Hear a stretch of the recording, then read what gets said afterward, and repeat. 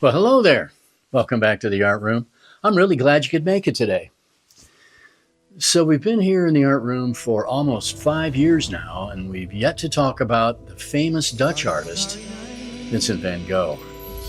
Vincent's influence on modern art is and was a tremendous one. In just 10 short years, he created over 2,000 artworks of portraits, landscapes, and still lifes. Most people today know him as the artist who cut off his ear. Remember his sunflower paintings with their broad and energetic brushstrokes. Yet for all of his beautiful pictures, many of us believe that his greatest painting is the amazing Starry Night. Painted in 1889 in St. Paul, France, as he looked out his window, he envisioned a magical night sky set with twinkling stars, clouds swirling in circular patterns around him. A giant cypress tree in the foreground gives a sense of scale to the village below. It's a scene that has inspired countless artists, musicians, and poets who celebrate its genius. So to pay homage to Vincent, we're going to be creating a Starry Night picture of our own. All you need is your watercolor set and a piece of watercolor paper. Starry, starry night. So let's get back to the art room so we can start making our Van Gogh pictures.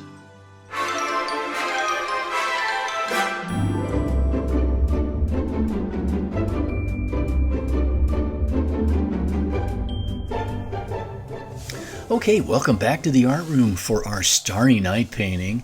That being the original there by Vincent, and here's our copy.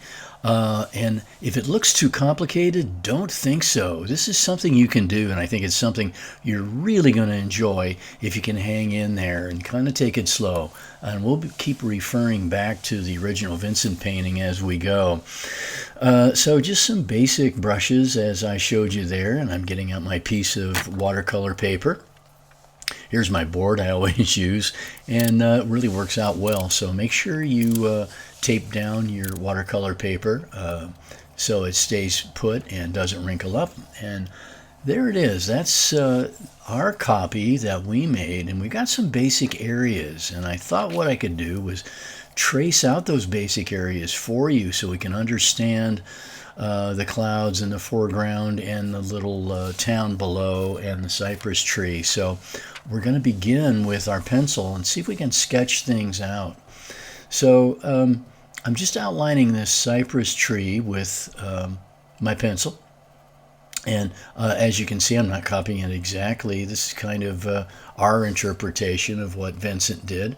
And bear in mind that these lines and everything, this whole picture took me almost 2 hours to do, and your version of it is going to be seen here in this video in more like 26, 28 minutes, something like that. So here I am adding some other details. This part of the drawing is so important here. It's kind of the centerpiece of the sky. So looking at Vincent's version, it's two large shapes that are they're kind of interlocking swirly patterns. Just take your time and try to indicate something like that on your paper. And so we got a pretty good start, and we got our moon, and now I'm adding the different stars around, kind of in the same area that Vincent did. I think I missed one though.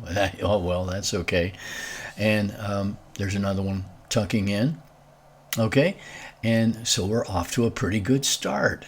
This particular area here is another like layer of background sky back there, and then in front of it there, that one shape we just put in, that one is going to be kind of a mountaintop or a hilltop in the background. And to help us understand where all these bushes and shrubs and hedgerows go, we'll put in a shape like that, and then a couple of hedgy kind of bushy areas down in the foreground, and we're good to go. So yeah, so I think of all of this picture, I think it's the buildings that gave me the most trials and tribulations. So laying out where our buildings are going to go.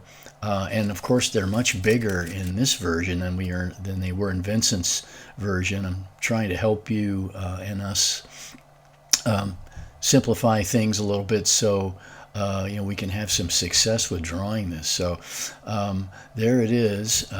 His are smaller and ours are a little bit easier to understand. It's a little bit muddy in the original. So what I'm trying to do is break this down into a series of rectangles and roof lines that we can understand and draw. And I'm not copying anything directly Vincent, except for maybe that little steeple back there, and just laying in some rectangles in different positions and getting slightly larger as we get a little bit closer to the bottom of the picture plane there, as you can see, and just have fun with it. Draw some boxes, some angled rooftops, and don't worry, it's all going to be fine.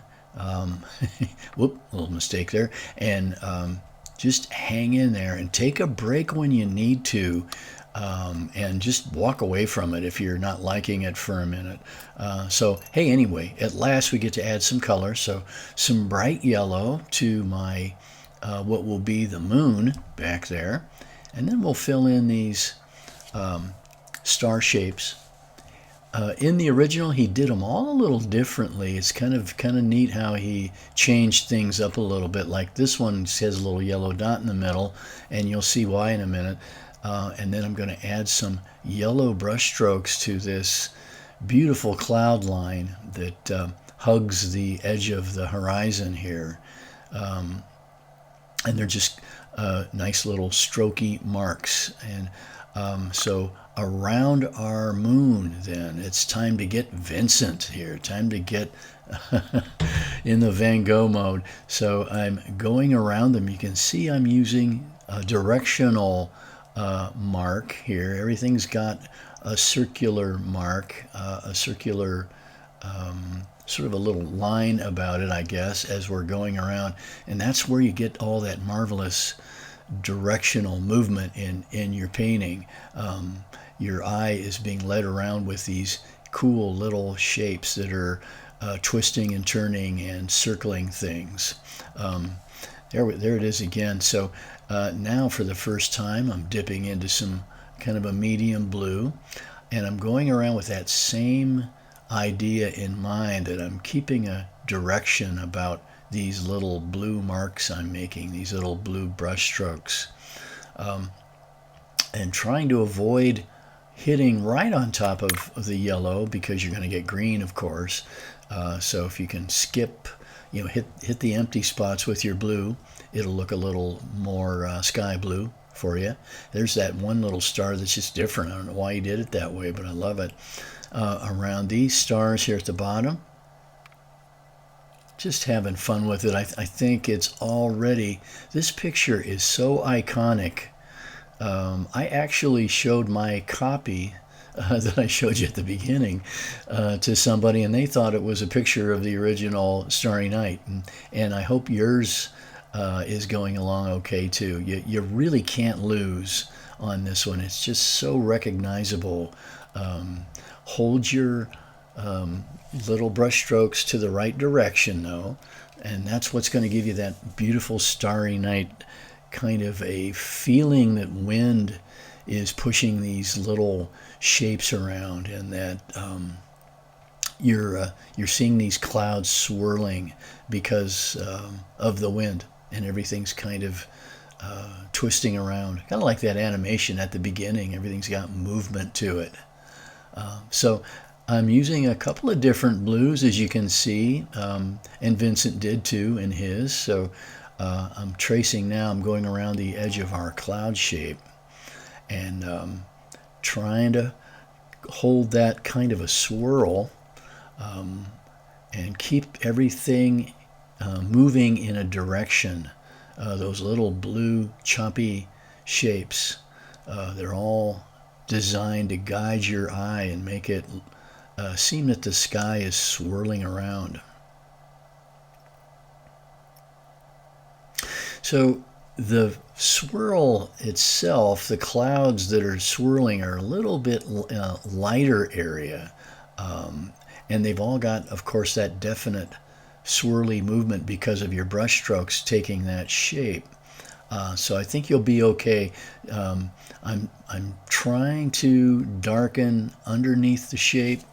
I'm trying to add a little bit of variation to some of the brush strokes so they don't all look the same. Now I'm adding a little water on top, a little bit of a blue wash. And don't worry about this, you'll be okay with it. I wanted it to be a little bit more kind of homogeneous, the sky. I wanted to join it together with kind of a background color. So I ended up losing a little bit of the definition of some of my brush strokes, but here I am coming back in with that same blue and just adding some more of those wonderful Vincent brush strokes and working it in right around the bottom of that shape. There's some up against our moon up there. Oh yeah, and then back up here in the corner I lost a little definition there, so I'm going to go back in.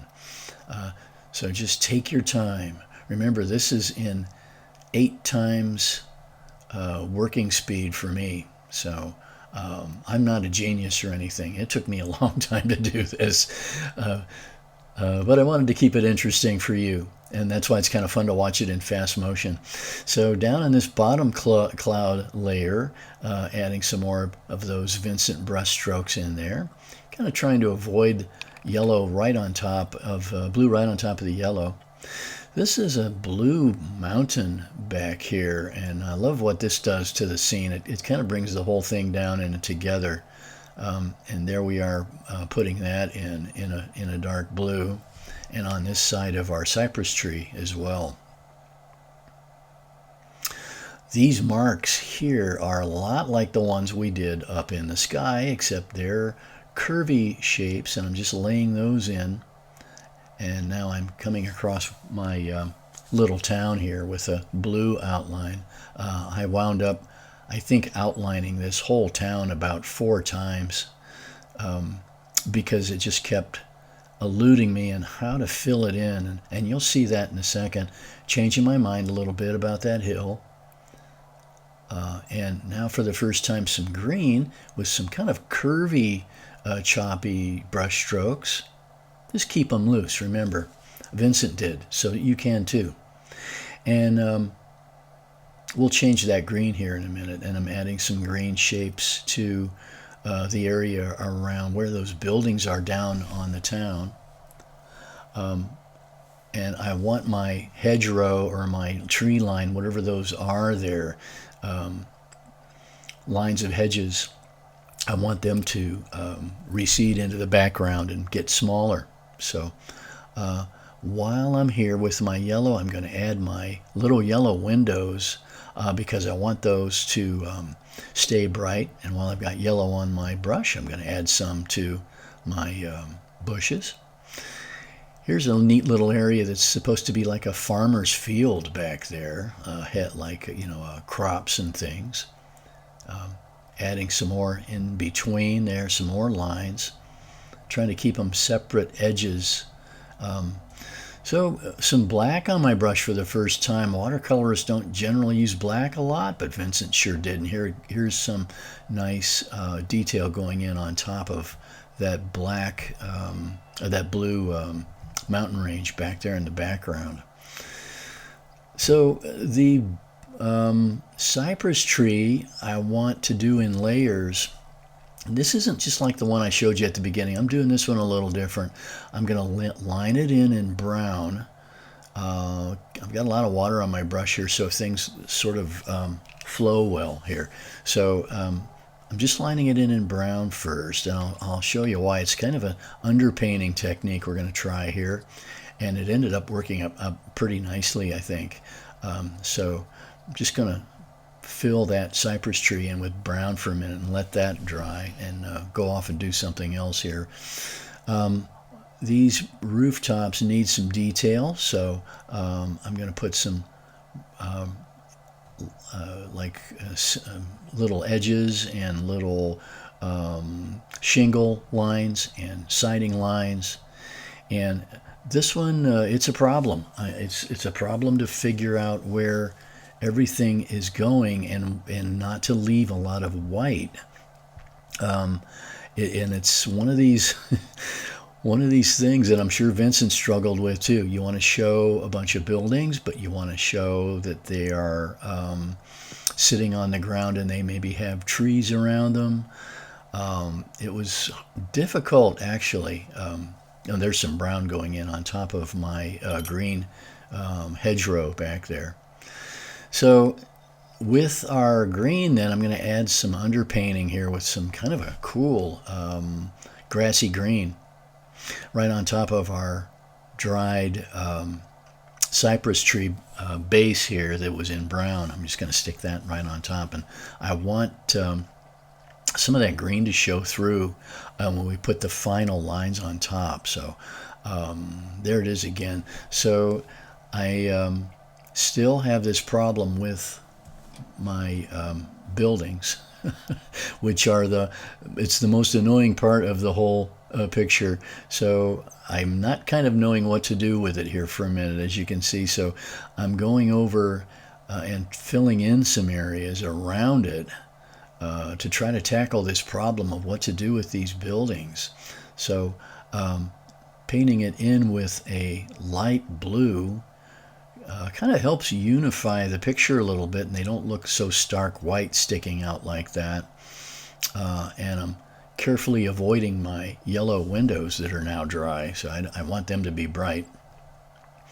Figuring it out a little by little, as you're going to have to do, like which of these little buildings get painted in blue, where you're going to leave a couple of them light blue.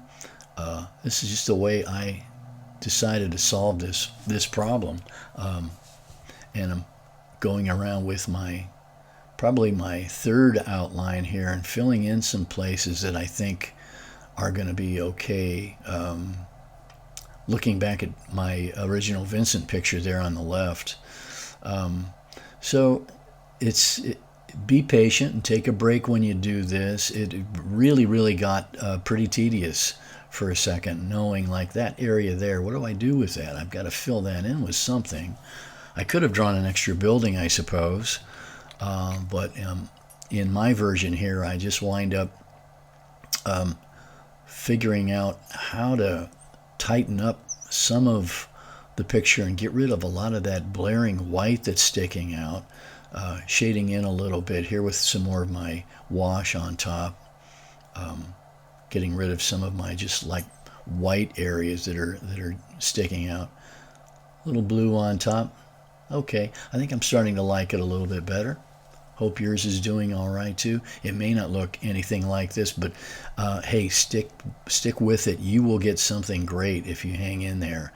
And some little connecting shapes here that I'm going to make my building sort of look like they're all in the same spot and all connected somehow, or all in the same village, I guess. Some light blue here, and I'm just making these little decisions one step at a time. Well, let's get some red here. I think one thing I noticed on the original Van Gogh City, there were some red areas, as you'll see here in a second, on the rooftops, and it really, if you can add a little red like in that window there, it really kind of makes a neat, rich look to use a little bit of red down there in our city. All right, so now I'm kind of getting a feeling for like, okay, this is really a village. I'm going to shadow a little bit around some of the buildings and outlining things again, as Vincent did in his picture. These buildings all had kind of a black outline. Trying to think of how to make these details pop a little bit. Okay, that works.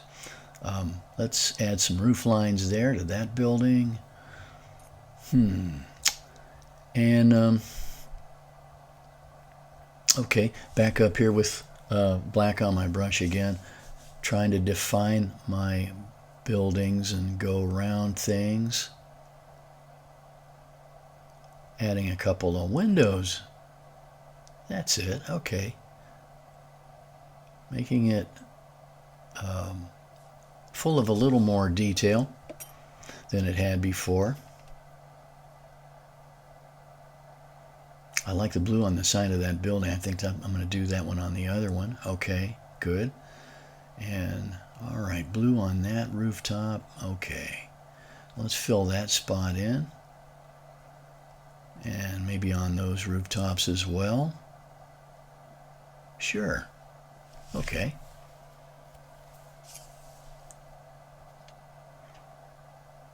Back up here, I'm still not real happy with that spot. So with the dark blue there, I'm going to go back in and make that, tighten that up a little bit. And that little spot should be kind of an extension of our hedgerow back there in the background. Back to my little city again. It's been the most difficult part, but I think I finally have a vision for it. So, okay, some lines on the buildings.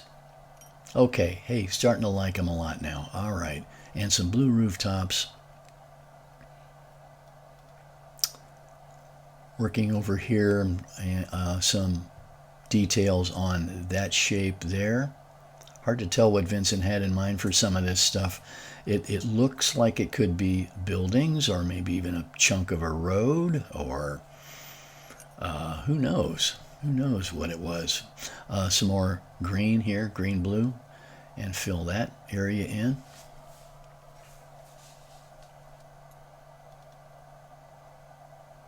Darkening things up and giving it a shadow effect.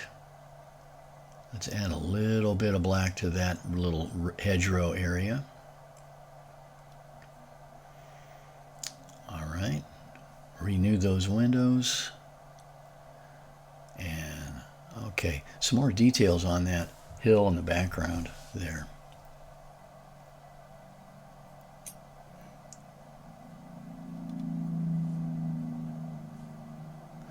So it's kind of amazing how the whole thing has come together. It took some thinking, like all of your paintings will, some thinking. It's about how you're thinking about things and figuring it out little by little. And so finally, I think I'm going to go ahead and outline these with my black brush to kind of define all this I've been obsessing over here, all these little windows and things. And okay, I'm kind of pleased with it. I'm still adding a few more little ideas as I line things in.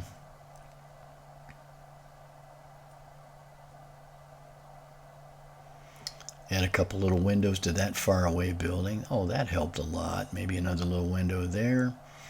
And okay.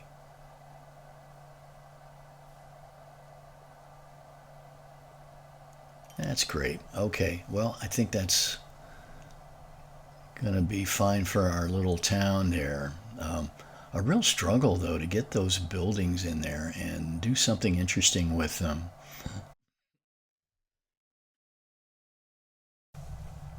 So I'm still kind of refining and figuring out how they're shaded in and how they relate to one another, and are there bushes and plants around them. So anyway, let's go back up into our cypress tree now that everything's dried up with some straight black. And I've got some of these undulating strokes that we're making. They're wiggly. They're kind of leading you. It's almost like this plant is alive. It's got a real energy to it. And so make them have a real curvy appearance, and they're kind of guiding you around to make it look like this tree has movement to it. Maybe it's blowing in the wind here in our Starry Night, that cypress tree. And I really did enjoy this part of it. It was really fun to put all that black on top, and some of our brown is showing through. That's what we intended to do. And we've got that green showing through that we put our underpainting. And trying to add some neat little sharp, pointy places too. Very, very Vincent strokes here. Very bold looking strokes on our cypress tree. Love it. Okay, great. And I'm always going back in and adding little things and changing my mind as as we continue to look over at the Vincent original. But hey, in general, kind of liking it now, I think. I hope yours is too. So I'm spotting a few things that I want to define a little more, like the edge of that cloud swirl up there, and around the bottom. Going to refine that little cloud layer just a bit.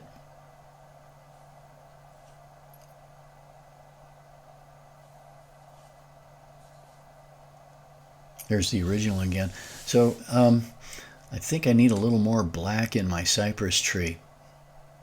Let's do that. Let's add some more strokes right on top. That's great. Okay. All right.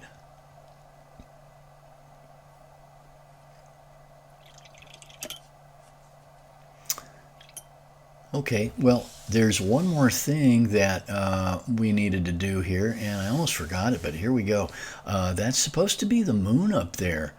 For the longest time, I didn't recognize that as the moon until I noticed it one day as I was looking at that. I just thought it was a big star, but I'm painting in an orange crescent, and to kind of lessen that dark effect of the orange, I'm going to put some clear water and drag some of that back off of there with my dry brush.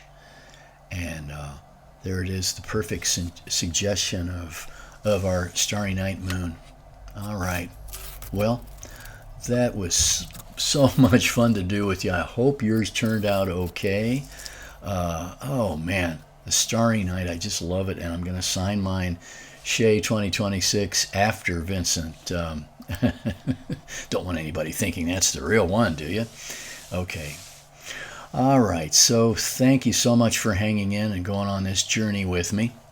And remember, no matter where you go, no matter what you do, you got something to be proud of. You're an artist. So stick with it.